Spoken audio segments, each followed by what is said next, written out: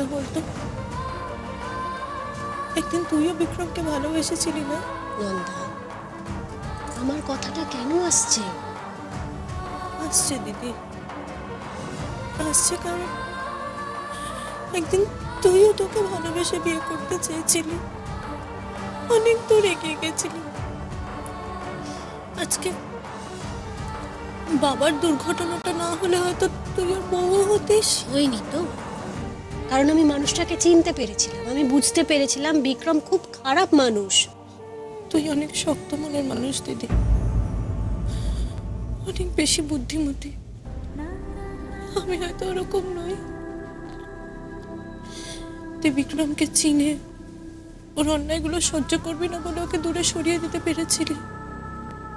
আমি তো তখন পারিনি, এত কিছুর পরও পারছি না। কেন কেন পারবি না? তুই তো একা নোস, আমি আছি তো তোকে সাপোর্ট করার জন্য। শুধু আমি নয়, মা আছে, এই বাড়ির সবাই আছে। নন্দা, তুই এটা কেন করলি বলতো? তুই কেন কেসটা উইথড্র করলি? কি করতাম আমি আর দিদি, কি করতাম বল? আমার আর মাথা কাজ করছে না। আমার মাথায় শুধু এখন একটাই জিনিস ঘুরছে যে আমি ওর সন্তানের মা হতে চলেছি। আমার সন্তানকে আমি তার বাবার পরিচয় ছাড়া বড় করতে চাই না। ট্রাস্ট মি দিদি, আমার এখনো কোথাও একটা আশার আলো আছে। বলা তো যায় না বল যে আমাদের সন্তান বিক্রমকে ভালো মানুষ করে তুললো, আমাদের সন্তানের মুখের দিকে তাকিয়েও ভালো পথে ফিরে এলো, হতেও তো পারে। দেখ, তুই যখন এতটা আশাবাদী, এতটাই যখন তোর ভরসায় আঘাত করার অধিকার আমাদের কারণ নেই। শোন, তুই এরকম করিস না, তোর শরীরটা খারাপ হবে। তিনি ও এতটাও খারাপ মানুষ নয়, ও এত খারাপও নয় দিদি। জবের থেকেই চাকরিটা গেছে, কিরম যেন একটা হয়ে গেছে। আচ্ছা ঠিক আছে, তোর যা মন চায় তুই তাই কর, আমরা তোর উপর কোনো জোর খাটাবো না। না না দিদি, তুই তুই ভুল বুঝছিস আমাকে। তুই প্লিজ ভুল বুঝিস না, তুই আবারও ভুল বুঝছিস। আমি বুঝতে পারছি থানার বাইরে ওকে আমার সাথে এইভাবে কথা বলতে দেখে তোর আবার আশঙ্কা তৈরি হচ্ছে মনে, সেটা স্বাভাবিক। কিন্তু ও তো এখনো জানে না দিদি যে ও বাবা হতে চলেছে।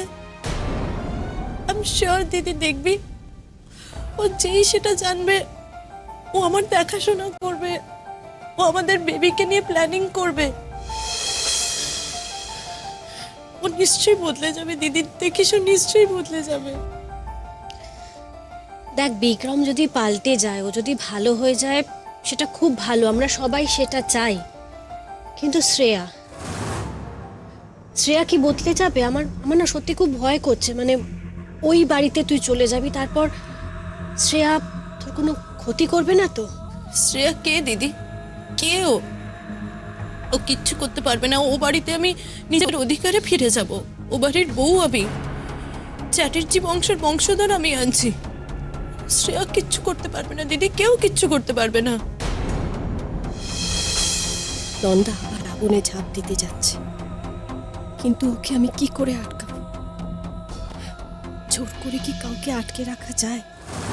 কেউ পারবে না, কেউ কিচ্ছু করতে পারবে না। আমি আর কাউকে কোনো ক্ষতি করতে দেবো না। ঠিক আছে নন্দা, ঠিক আছে, তোর যা মন চায় তুই তাই করবি, ঠিক আছে? আমি বুঝতে পারছি তুই ওই বাড়িতে কেন ফিরে যেতে চাইছিস। দেখ, আমরা সবাই চাই তুই ভালো থাক, আর বিশ্বাস কর, তুই ভালো থাকলে আমরা সবাই ভালো থাকবো। ভালো থাকবো কিনা জানি না দিদি, কিন্তু চেষ্টা করবো। অনুভবটাও তো বলেছেন এখন আমার শুধুমাত্র আমার সন্তানের কথা ভাবা উচিত, আর আমিও সেটাই করছি। আমি ওকে খুব সুন্দর করে ভালোভাবে মানুষ করতে চাই দিদি, কিন্তু আমি একটা জিনিস সেটা চাই না যে সবাই ওকে ক্রিমিনালের সন্তান বলে চিনুক। আমি সেটা একদম চাই না। একবার ভেবে দেখতো, যদি একবার এই দাগটার মাথায় লেগে যায় তাহলে ও কি আর কোনো দিন মাথা তুলে দাঁড়াতে পারবে? পারবে না রে দিদি, পারবে না। দেখ নন্দা, তোর যা মনে হয় তুই তাই কর, তোর যেটা ভালো মনে হয়। আফটার অল এটা তোর জীবন, আমরা সেখানে কোনো রকম জোর খাটাতে পারি না। তুই কিছু কথা বলবো সেটা মাথায় রাখবি। ওই বাড়িতে তুই খুব সাবধানে থাকবি, আর যে আসছে তাকে খুব সাবধানে রাখবি, কেমন? যদি দেখিস এদিক থেকে ওদিক কিছু হচ্ছে, প্লিজ প্লিজ আমাদের জানাবি। হ্যাঁ, আমরা সবাই তোর পাশে আছি, তুই আমাকে জানাবি। হ্যাঁ, কি রে, তো দিদিকে জানাবি তো? বল। নিশ্চয়ই জানাবো, তোকে ছাড়া কাউকে জানাবো? তোকে ছাড়া আমার আর কে আছে?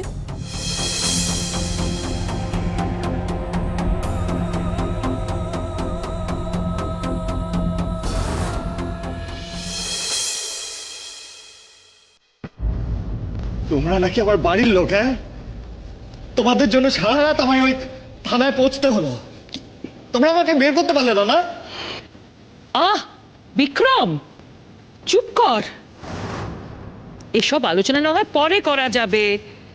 সারা রাত বাড়ির বাইরে ছিলি, জেগেছিলি, এখন যা একটু ঘরে গিয়ে ফ্রেশ হয়ে নে। হবে না আমি ফ্রেশ। এই থানার জামা কাপড়ে আমি তোমার ঠাকুর ঘরে যাচ্ছি না। এরকম কেন করছো? কেন এসব উল্টোপাল্টা? একদম ঠিক বলছি মা। তোমরা কি ব্যবহার করছো আমার সাথে? আমি থানা থেকে এসেছি বলে কি অচ্যুত হয়ে গেছি? আর কাদের জন্য থানায় গেছি? হ্যাঁ, তোমাদের জন্যই তো গেছি, তোমাদের অপদার্থতার জন্য। দেখ, একটা ভালো উকিল জোগাড় করতে পারলেন না আমার জামিনের জন্য? থাক মা, শুধু মনে রেখো যে আমরা কিন্তু আছি।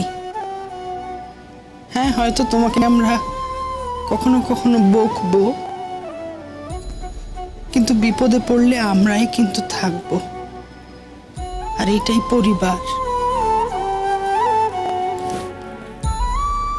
জানি মা, জানি।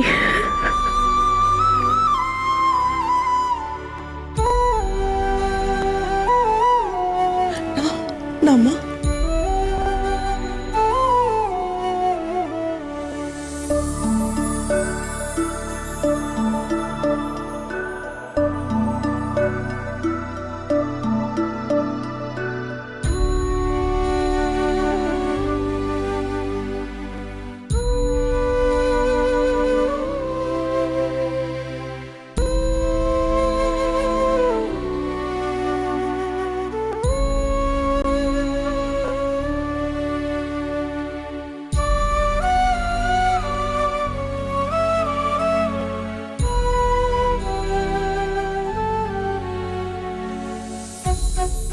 অপু, ওকে সাবধানে নিয়ে যাস, কেমন? নন্দা, সবসময় মাথায় রাখবি আমরা সবাই তোর পাশে আছি, ঠিক আছে?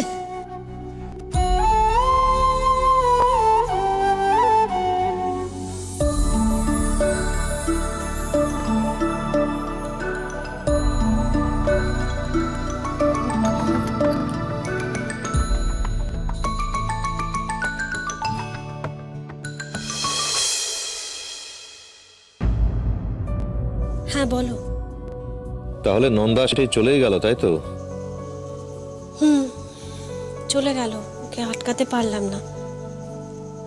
ও হয়তো ভাবছে যে বিয়েটা সবার এগেনস্টে গিয়ে করেছে, তাই সেটাকে টিকিয়ে রাখার দায় একমাত্র ওর।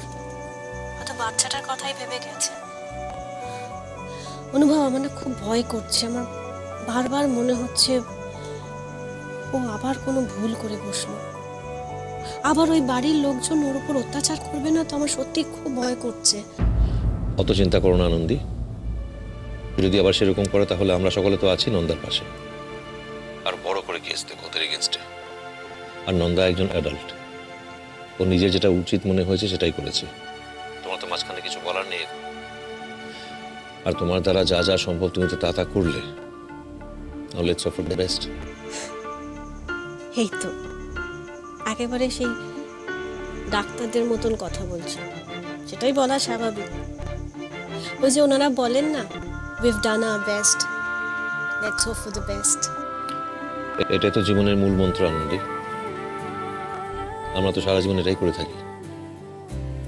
এই ধরো না, যখন আমরা স্টুডেন্ট লাইফে পরীক্ষা দিতাম, আমরা নিজের বেস্টটা দিয়ে আসতাম, তারপর মনে মনে ভাবতাম যেন রেজাল্ট ভালো হয়, খাতা না হারিয়ে যায়, কোনো খারাপ এক্সামিনের হাতে যেন খাতা না যায়।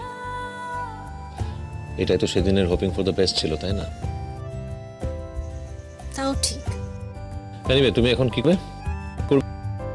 আমি ও বাড়িতেই ফিরে যাব। Very good.